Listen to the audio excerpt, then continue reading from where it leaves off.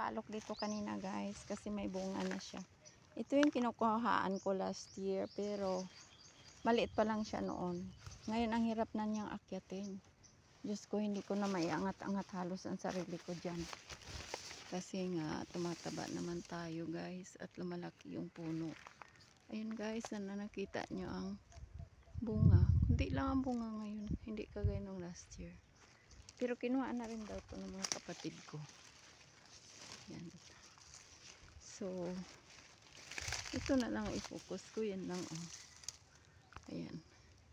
Pero meron pa sa doon sa dulo, sa taas. Meron pa siya. So, yung isang puno guys na napakalaki.